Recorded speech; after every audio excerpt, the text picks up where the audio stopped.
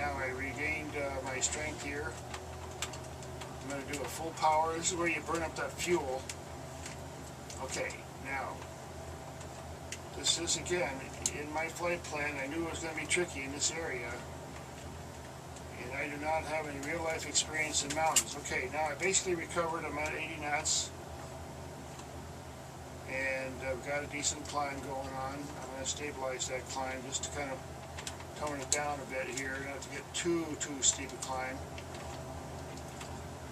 Okay, now I got some serious peaks over there off to my left, and I'm at 6,000 feet here.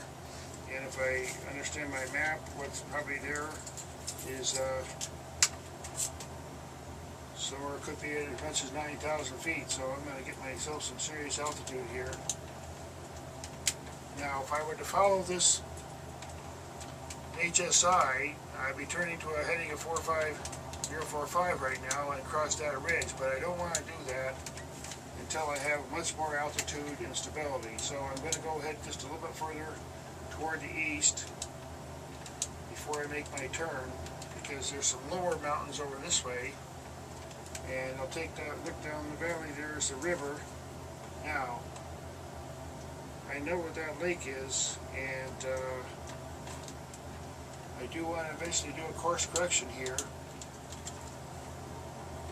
Now, if I go south of this peak here, I'll be alright. Now, I'm going to keep my attitude just fairly low so I get good speed, a steady climb, but good speed. And it's not terrible. I can get up to 11,005 and I'll be clear of the whole area. Right now I got 10. Okay, there's our beautiful peak, and just for the sake of fun, I'll take a tour around.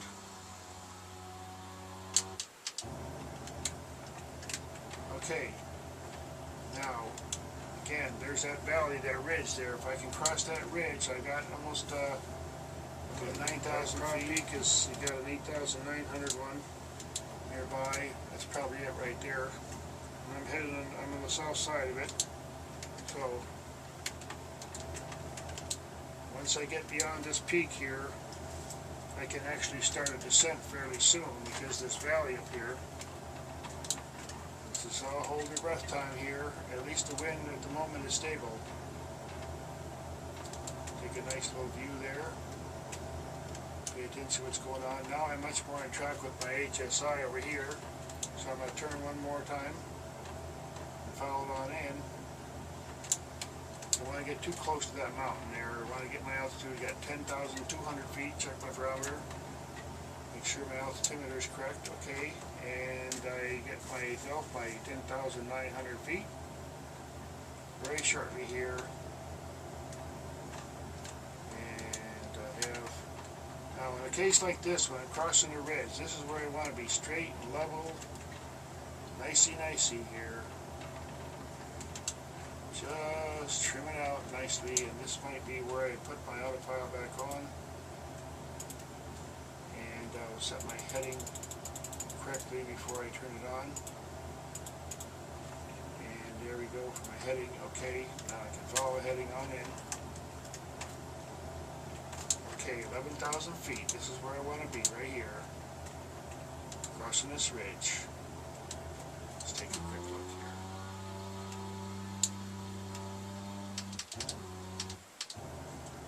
Okay, that's enough. Now, okay, I'm on the other side of the ridge, and I look at my map here, and I can see that I can just head on in.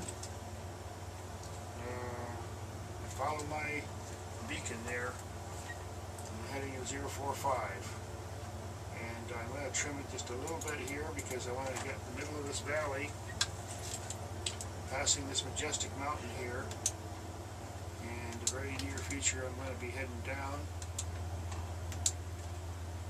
I've got a good speed now. I'm lipping along here.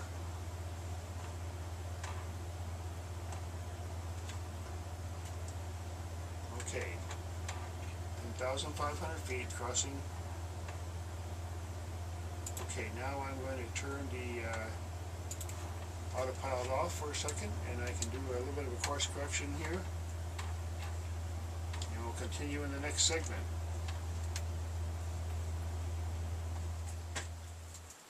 Okay, we're now over the ridge. This is the second in the live flying, and I've crossed a particular ridge. I'm following this beacon, the 045, over to my airport. Now, I've safely crossed the ridge. I'm on the downside now, but I don't want to relax my guard here. I'm staying over the middle of the valley, so I have plenty of room beneath me. And you can still get those gusts. In the previous segment, climbing up that, we got a serious problem. Almost had to resort to going back. Managed to recover. Okay, so now I know where I am on this map here. I'm going to come around this corner off to my right, and there should be the airport right there. So I've got myself on a nice descent, and my speed is rather high, so I'm going to just pitch up just a little bit and break some of that speed. And I'm going to contact my airport here. I don't really have a way of determining right now what the weather there is without checking the map here. I'm going to pick runway 13 for now and announce my full stop landing and announce my position. 8 miles west, okay. And about 120 knots, that's about 2 miles a minute, so I got in a few minutes, I'm going to be down.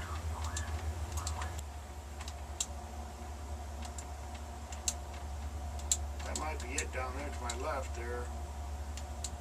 I'm here, so I got to do something here. So down go my flaps. Okay, so I don't want to go down too steep in the valley here. So I'm going to give it some more throttle and just get up a little bit more so I can see what's going on here.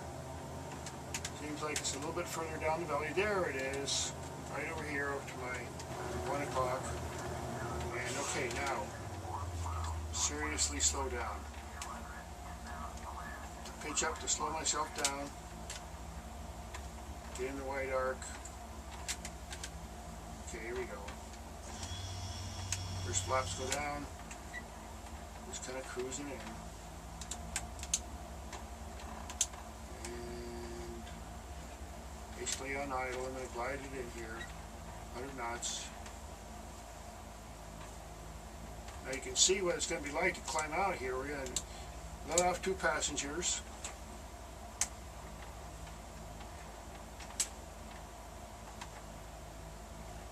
Pick up 1 passenger, so we'll lose 1 passenger just for the sake of a difference. Okay, next flaps. Full flaps. 1 final.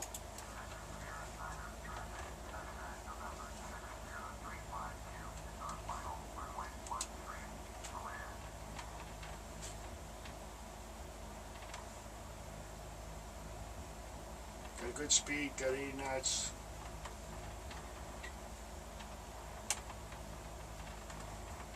Nice.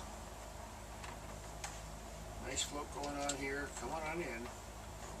Just pitch down, get a little bit more speed here. Can come in just a bit steeper. Clear the trees right there. I'm good.